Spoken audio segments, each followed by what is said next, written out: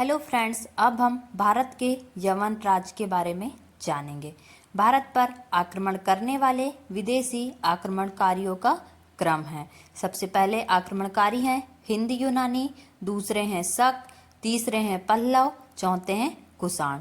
तो सबसे पहले हम हिंद यूनानी के बारे में जानेंगे। सेल्यूकस के द्वारा स्थापित पश्चिमी तथा मध्य एशिया के विशाल साम्राज्य को इसके उत्तराधिकारी एंटिओकस प्रथम ने अछूत बनाए रखा। एंटिओकस द्वितीय के शासनकाल में विद्रोह के फलस्वरूप उसके अनेक प्रांत स्वतंत्र हो गए। जब एंटिओकस द्वितीय का शासनकाल चल रहा था, उस टाइम पे विद्रोह के फलस्वरूप उसके अनेक प्रांत स्वतंत्र हो गए। बैक्टीरिया के विद्रोह का नेतृत्व डियोडोटस प्रथम ने किया था। बैक्टीरिया पर डियोडोटस प्रथम के साथ इन राजाओं ने क्रमशः शासन किया।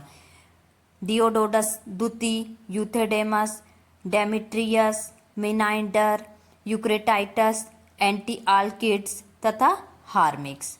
भारत पर सबसे पहले आक्रमण बैक्टीरिया के शासक डेमेट्रियस ने किया। भारत पर सबसे पहले आक्रमण बैक्टीरिया के शासक डेमेट्रियस ने किया था।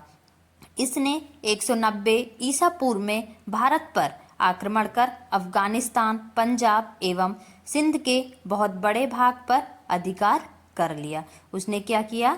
भारत पर आक्रमण करने के बाद अफगानिस्तान, पंजाब एवं सिंध के बहुत बड़े भाग पर अधिकार कर लिया।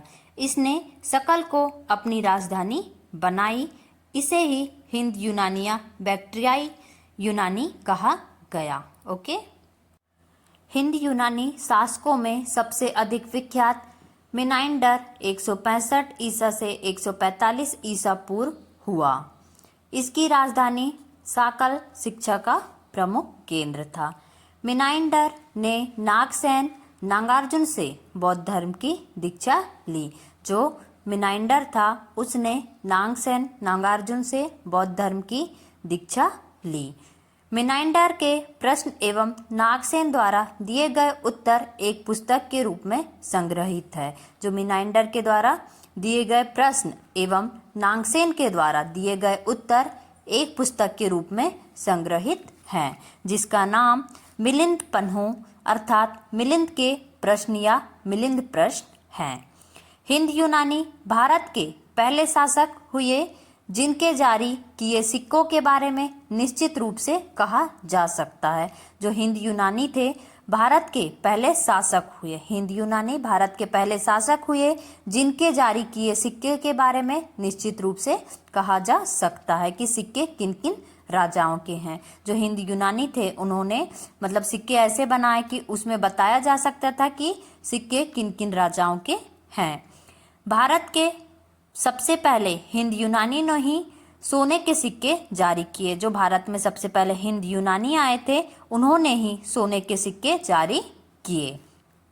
हिंद यूनानी शासकों ने भारत के पश्चिमोत्तर सीमा प्रांत में यूनान की प्राचीन कला चलाई। जो हिंद यूनानी शासक थे उन्होंने भारत के पश्चिमोत्तर सीमा प्रांत में यूनान की प्राचीन कला चलाई, जिसे हेलेनिस्टिक आर्ट कहते हैं।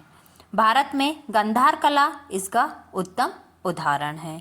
ये था हिंद यूनानी शासकों के बारे में जानकारी। ओके। अब हम दूसरे आक्रमणकारी शक को जानेंगे। यूनानियों के बाद शक आए। शकों की 5 शाखाएं थी और हर शाखा की राजधानी भारत और अफगानिस्तान में अलग अलग भागों में थी। जो शक थे, यूनानियों के बाद शक आए थे। शकों की 5 शाखाएं थी और वो हर शाखा की राजधानी भारत और अफगानिस्तान में अलग अलग भागों में थी। पहली शाखा ने अफगानिस्तान, दूसरी शाखा ने पंजाब, राजधानी तक्षशिला, तीसरी शाखा ने मथुरा, चौथी शाखा ने पश्चिमी भारत एवं 5वीं शाखा ने ऊपरी ढक्कन पर प्रभुत्व स्थापित किए। प्रथम शक राजा मोऊ था। जो शक शासन था उसका प्रथम राजा मोऊ था। शक मूलतः मध्य एशिया के निवासी थे और चारागाह की खोज में भारत आए। जो शक थे वो मूलतः मध्य एशिया के निवासी थे और वो चारागाह की खोज से भारत आए। शकों का सबसे प्रतापी शासक रुद्रदामन था, जिसका शासन 130 से 150 ईसा गुजरात के बड़े भाग पर था। रुद्रदामन संस्कृत का बड़ा प्रेमी था। जो रुद्रदामन था वो संस्कृत का बड़ा प्रेमी था। भारत में शक राजा अपने को क्षपत्र कहते थे। जो शक राजा थे वो भारत में अपने आप को क्षपत्र कहते थे। रामायण एवं महाभारत में शक वस्तुओं को कम्बोजों और यवनों के साथ रखा गया। जो रामायण और महाभारत है उसमें शक बस्तियों में कम्बोजों और यवनों के साथ रखाया गया। ओके, अब हम कुषाण आक्रमणकारियों के बारे में जानेंगे। पल्लव के बाद कुषाण आए थे, जो युचि एवं तोकरी भी कहलाते हैं। पल्लव के बाद कुषाण आए और जो युचि एवं तोकरी भी कहलाते हैं। इनका मूल निवास स्थान चीन की सीमा पर स्थित चीनी तुर्किस्तान था। इनका मूल निवास कहाँ था? चीन की सीमा पर स्थित चीनी तुर्किस्तान था। युचि नामक एक कबीला 5 कुलों में बट गया था। जो युचि नामक एक कबीला था वो 5 कुलों में बट गया। उन्हीं में से एक कुल के थे कुषाण। जो 5 कुल थे उन्हीं में से एक कुल कुषाण थे। कुषाण वंश के संस्थापक कुजुल कड़फिसेस था। इस वंश का सबसे प्रतापी राजा कनिष्क था। जो कुषाण वंश है उसका सबसे प्रतापी राजा कनिष्क था। बौद्ध धर्म की चौथी बौद्ध संगीति कनिष्क के शासनकाल में कुंडलवन में प्रसिद्ध बौद्ध विद्वान वसुमित्र की अध्यक्षता में हुई। कनिष्क का राजवैद आयुर्वेद का विख्यात विद्वान चरक था, जिसने चरक संहिता की रचना की। जो कनिष्क का राजवैद था आयुर्वेद का विख्यात किया था, जिसने विद्वान कौन था? चरक था, जिसने चरक संहिता की रचना की। कनिष्क बौद्ध धर्म के महायान संप्रदाय के अनुयायी था। आरंभिक कुषाण शासकों ने भारी संख्या में स्वर्ण मुद्राएं जारी की। जो आरंभिक कुषाण शासक थे शुरुआत में उन्हें भारी संख्या में स्वर्ण मुद्राएं जारी की, जिनकी शुद्धता गुप्त काल की स्वर्ण मुद्राओं से उत्कृष्ट है।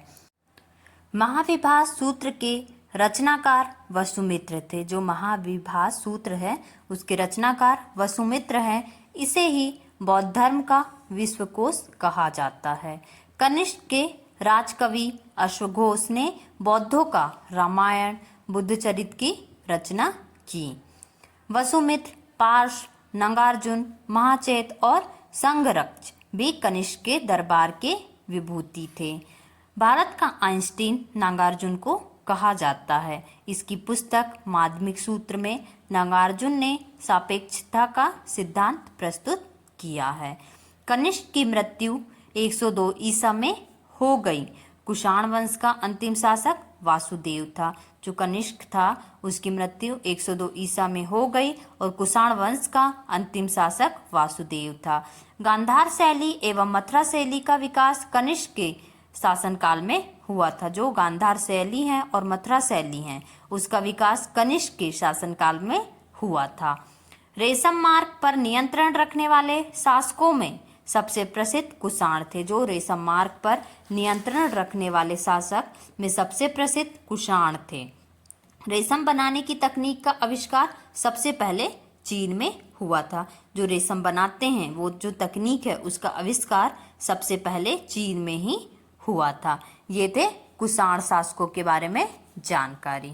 Okay, thank you for watching this video. Please like and subscribe.